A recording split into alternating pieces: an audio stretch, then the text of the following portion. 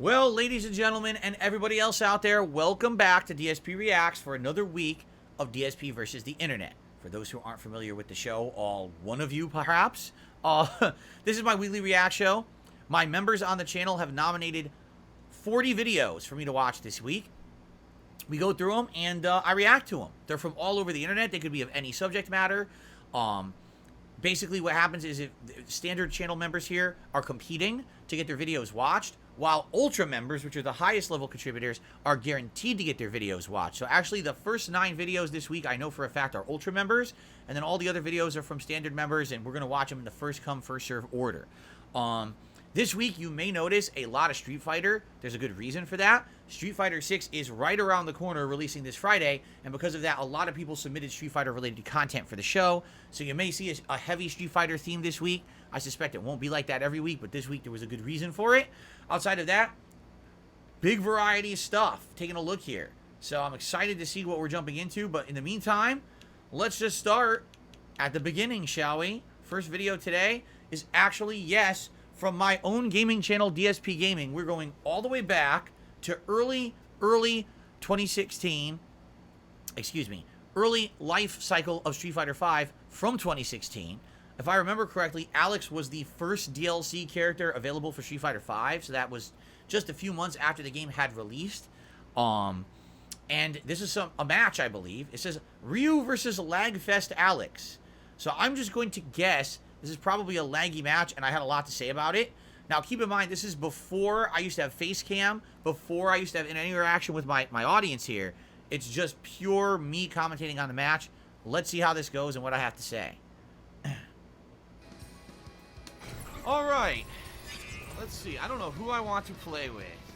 I can only play with 3 characters, so it doesn't really matter who I play Same microphone. With. You know what? Here we go. Rasheed versus Alex. Why did I name it Ryu versus Alex then? Here we go. I named the video Ryu versus Alex, and it's Rasheed. Genius. Almighty Tevin. Now the truth is, this is not Tevin, correct?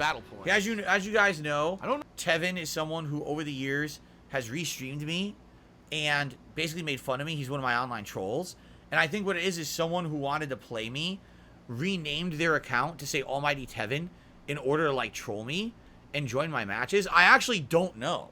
I have no clue, but I know this is not really Tevin because Tevin doesn't play Street Fighter. I played him during that one short period of the DLC when it was released, so. Hopefully you'll be able to tell my voice versus my old voice from 7 years ago.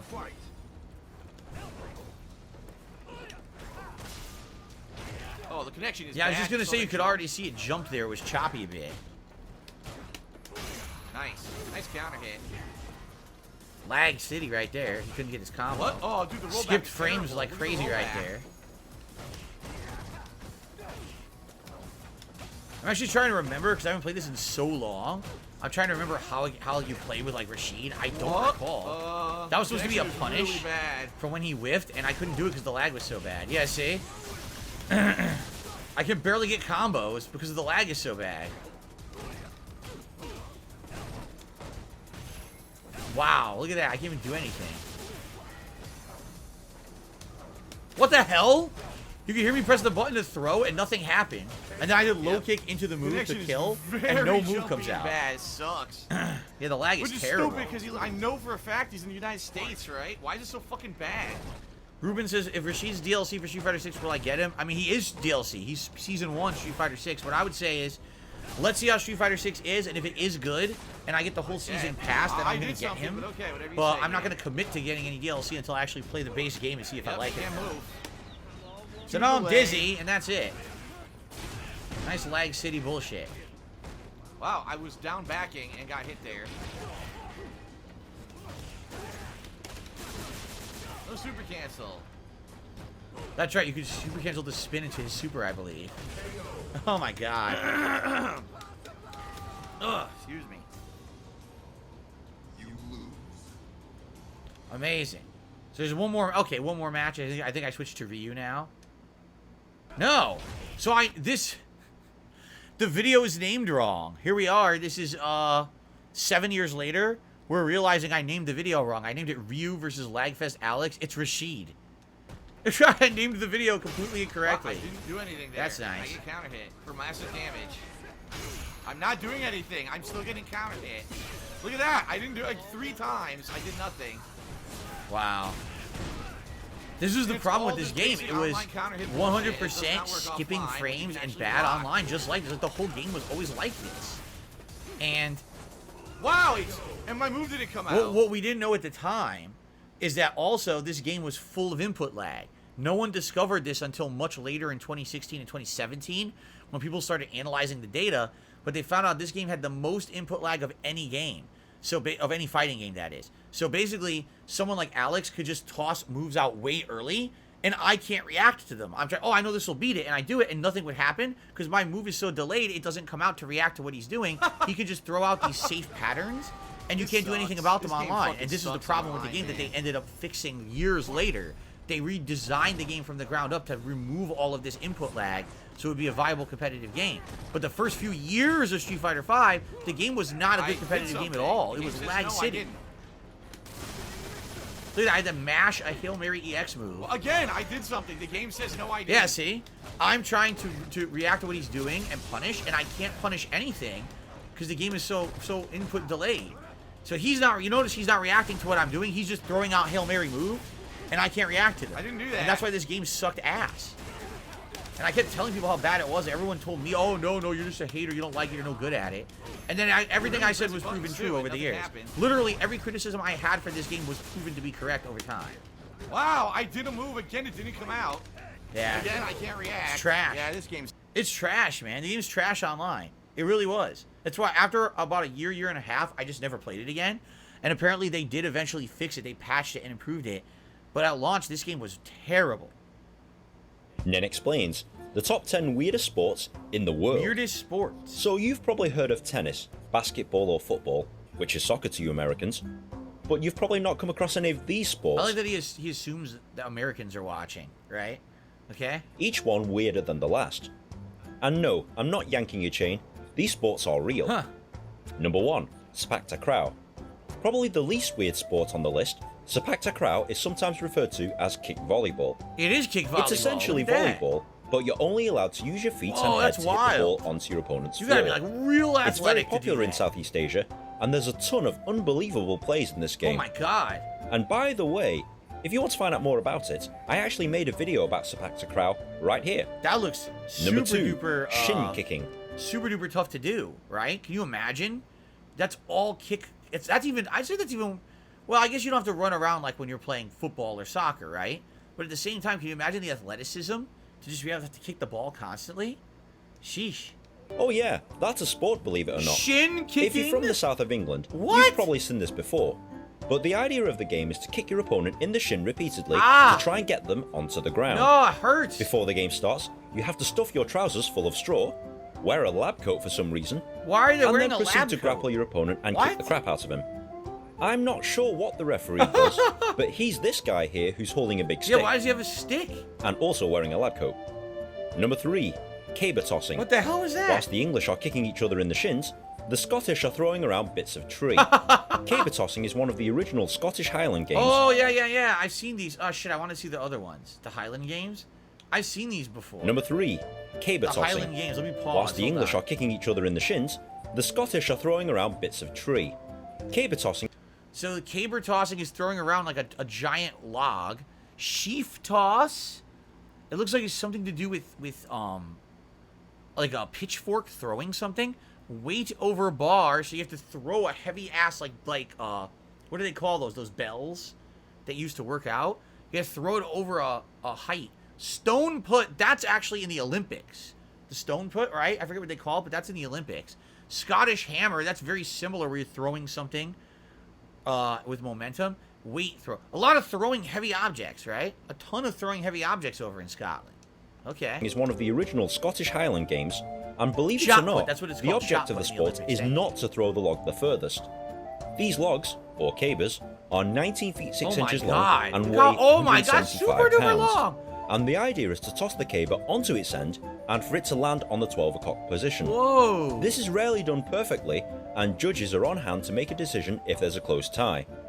Caber tossing is a true test of strength and explosive power, unlike Well, unlike that. Number 4, Quidditch. What? Unless you've been under a rock for the last 20 years, you've probably heard of Harry Potter and the fictional sport they play known as Quidditch. Unfortunately, some bright spark decided that they would actually play the game and introduce it to all the American colleges and universities. Oh my god! So now, every Saturday you'll see grown men and women run around a field with a broom between their legs. I'm not joking. What the fuck? And why are they folks, doing that? I really won't be making a video about the rules of Quidditch anytime soon. You have to have a fake broom between your legs. If maybe without the fake broom, at least it makes some sense. The fake broom is just so stupid. Hold on, I just said that, but look what the next one is. Number 5, wife carrying. Oh my god. Our friends in Finland are responsible for this one. Yes, as you probably guessed by the title, you have to carry your wife over an obstacle course in the fastest possible time. The only real requirement is that the wife must weigh at least 49 kilos and that the course is exactly 253.5 meters long. The winner usually wins his wife's weight in beer. So guys, pick up your wife. Pick up somebody else's wife, I don't care. There's beer to be won. What the hell? Number 6, chess boxing. What? It's exactly as it sounds. Chess, the board game, mixed with boxing, the combat sport. Why? Players alternate a round of boxing with a round of speed chess. The idea is to punch your opponent to death so that he can't think straight at the chessboard, or confuse him with chess tactics so that they're not concentrating on the boxing. You win this sport either by a knockout or by checkmate. How do the two go together in any way? I understand it's a game of sport. Okay, two completely unrelated types of sporting together. I like that you confuse them so much that they can't box anymore. No, that's definitely not gonna happen, right? Oh my god. Okay. Whichever comes first. Number 7, dog surfing. Now this one I can get into. Normal this surfing is totally passé. Okay with. It's old hat. I know. Why don't we put dogs on surfboards instead? Yes, over in California, they've decided that it's a good idea to stick their pets on surfboards Cats cannot participate. and make them suffer well, Poseidon. immediately I disagree. I hate the sport now. Cats should be able to participate too. Wrath. The winner is whichever dog is adjudged to ride the longest wave with the most degree of certainty. Although most of these dogs don't seem very certain at all. Number 8, unicycle football. Ooh, American football is hard enough, but there are some people who think that it's just too easy.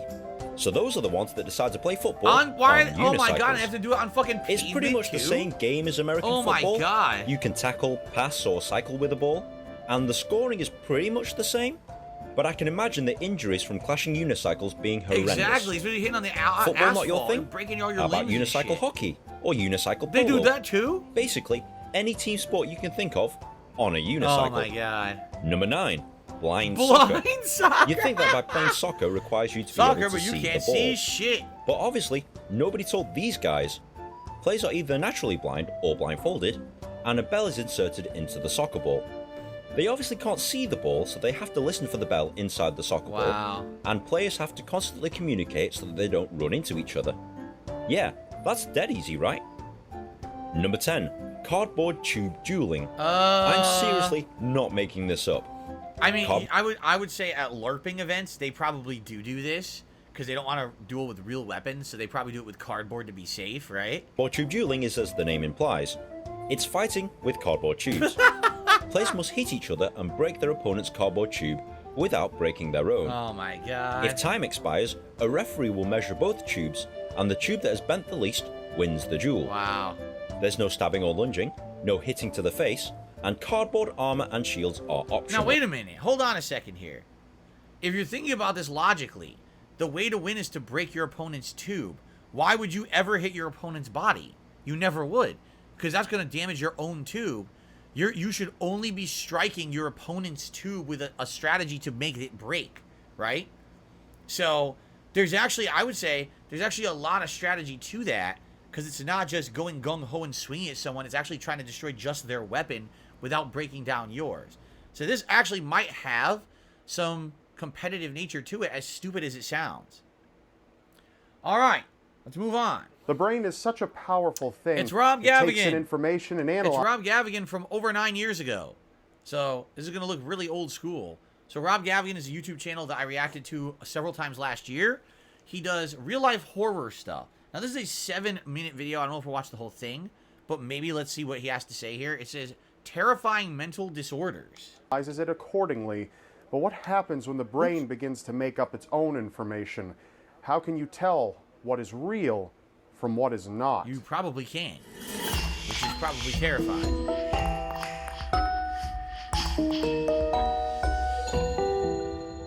Back before he was Rob Gavigan, he literally told me he had to change his name because YouTube wouldn't let him monetize his videos because his last name was Dyke. YouTube thought that was some kind of a bad slur, even though it was his real last name. It demonetized all his videos, so he had to legally change his name to monetize his videos on YouTube. Isn't that nice? Anyway, the Capris Delusion. Imagine sitting comfortably in your chair when a loved one enters the room, whether it be a brother or sister, a husband or wife, maybe a parent. You've seen them countless times before, but this time is different. This time, there's just something not right about them. They're no longer who you thought you knew and loved. They're an imposter. They're an exact clone of their former self. This is called the Capris Delusion, caused by a number of different possible factors, such as head trauma or pre-existing mental conditions. Capris Delusion is a relentless disorder that is more than capable of tearing a once manageable home life into chaos. I'm sure. Can you imagine if you actually believe your significant other is a clone sent to it's almost like Invasion of the Body Snatchers, that movie where it's the pod people. The aliens are making clones of humans that are actually aliens. Themselves unable to trust people they once loved so dearly. The Capris Delusion is so bizarre in itself that it was thought to be a rare condition, but medical professionals are coming to find that it might be more common than they once suspected. Oh my God. The disorder was discovered in 1923 and named after Joseph Capris, a French psychiatrist. Joseph had examined a woman by the name of Madame M. This woman's delusion went far beyond the belief that her husband had a double. In fact, Madame M believed that her husband had numerous imposters, which would sometimes step in to replace another whenever he left the room. At the time of her examination, she had claimed to have over 80 husbands, all of which were different from each other in ways only she could identify. Capris syndrome has been known to extend to the belief that friends or even pets are imposters. And while it affects both genders, it is much more prevalent in women. The Capris delusion is manageable with treatment. That's a pretty weird one. Alien hand syndrome? So you think your hand is an alien? It may sound like it's straight out of a movie, but it is possible for one of your hands to take on a mind of its own. Oh, like Evil Dead. It's called alien hand syndrome. Discovered by German neuropsychiatrist Kurt Goldstein in 1908, alien hand syndrome is a disorder which causes a person's hand to perform actions without the person being aware of it until they see it or the hand affects them in some way. Like the Capris delusion, alien hand syndrome is a result of either brain trauma or a pre-existing mental condition. Though most cases only involve a person's hand reaching or grasping for things on its own, there are cases that are a bit more severe. Some cases of alien hand syndrome have been known to reach levels of being abusive, either to its own body or to others. Sometimes this may be pinching, jabbing, or choking. Sometimes the abuse is more sexual and can land the sufferer in hot water if the hand decides to grope someone standing nearby. When the hand decides to move itself, there really isn't much the person can do other than restrain it with their other hand. People have reported that the alien hand will unbutton their shirts while they're trying to button it, or they might stub out a cigarette just as the other hand had lit it. Some cases have even reported that the rogue hand has attempted to strangle its host with a cord. But while this disorder may seem a bit humorous to some, it couldn't be further from it. Those who suffer with this condition struggle every day to conquer a disorder with no cure.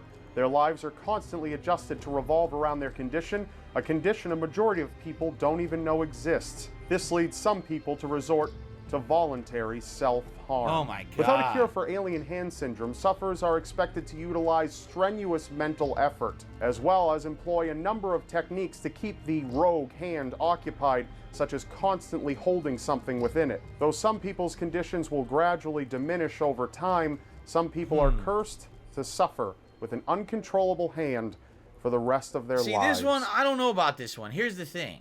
I feel like I'm trying to approach this from a medical and scientific standpoint, right? Could you have an issue where your hand is doing things you don't want it to do? Yes.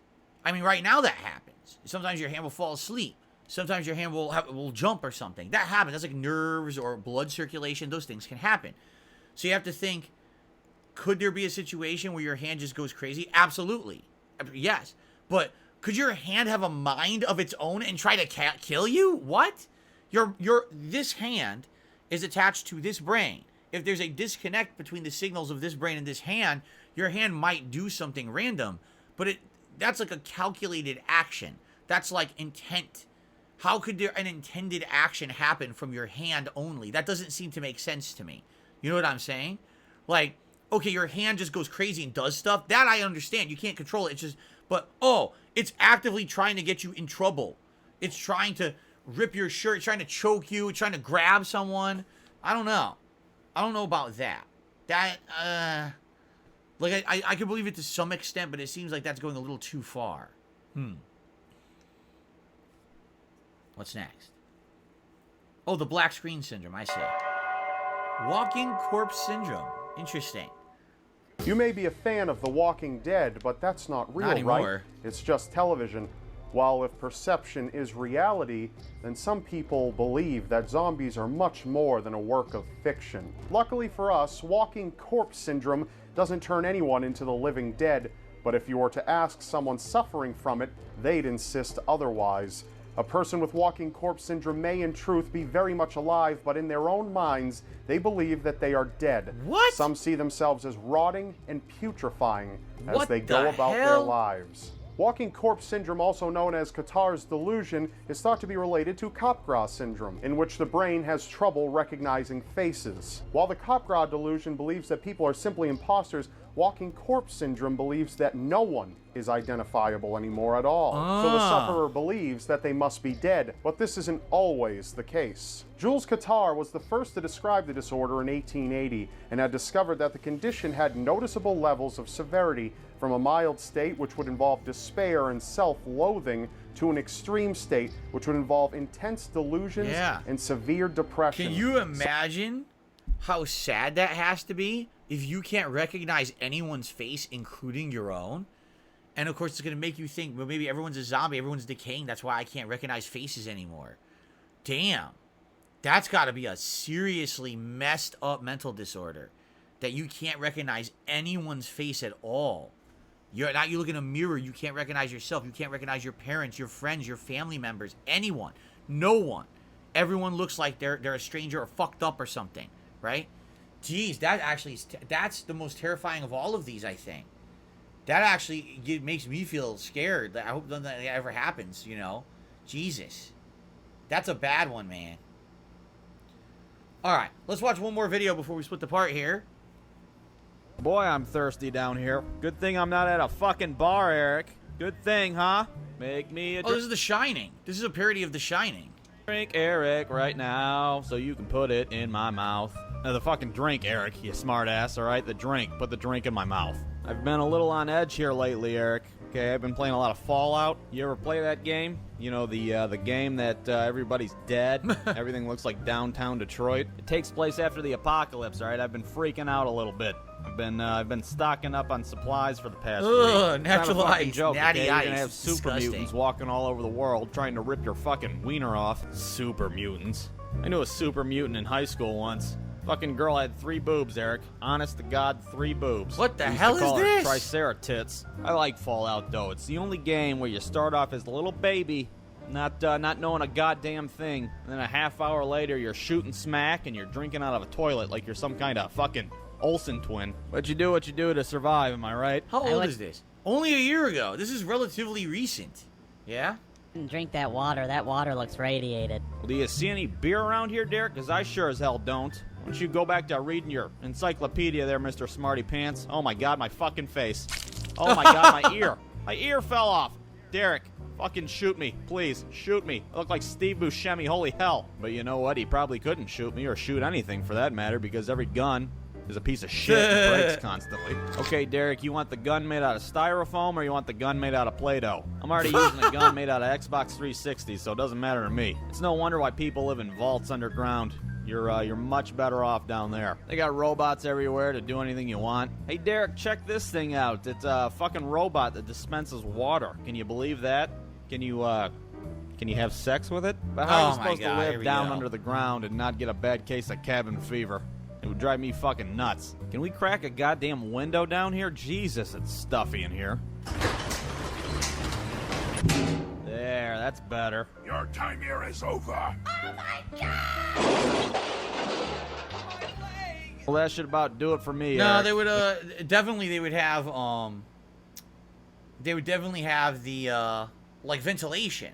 Like even if it was a nuclear apocalypse, they would definitely have like air ventilation that would cleanse the air and have air circulate. There's no way you're just gonna have the same air down there forever. You would eventually run out of oxygen. You need to have a way to keep processing fresh air. So I'm gonna head home. You guys take bottle caps, right? There, that should cover my pays with tab. bottle caps. Y'all have a good night. Eric, go fuck yourself. I hope you get body lice in the near future.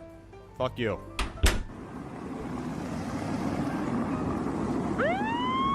Ah, damn it. How you doing tonight, sir? You been drinking a little bit? You been swerving all over the road, huh? You had a few beers? yes, officer, I had a few beers. Speech 7%. No, I don't even drink. Or fuck you, Eric. No, I don't even drink. I was in a hurry. I gotta go to the hospital. Oh, really? Yeah, my wife's having a baby. I gotta hurry up and get there. Yeah, I bet you're in a big hurry. Yeah, a really, really big hurry. I've been weaving out of traffic. I didn't even get a chance to finish my beer. Fuck. I gotcha. Oh, damn it, you got me. I did. I gotcha. You got me, officer. You did. Oh, yeah. Yep, you did. That was good. You're going to jail. Wow. That was just okay. Like, I would say some of the skits that related to Fallout were interesting and funny, but it wasn't very good writing. Like, a lot of it wasn't very funny. All right. Anyway, thanks for watching part 1 of DSP versus the Internet for May 27th, 2023. Hopefully you're enjoying the show. There's much more to come. Thanks for watching, and if you would like to be part of the festivities next time around, please consider becoming a channel member, because it is channel members that have nominated all these videos for us to watch today. And there's lots more coming. Thanks a lot, and see you in the next part.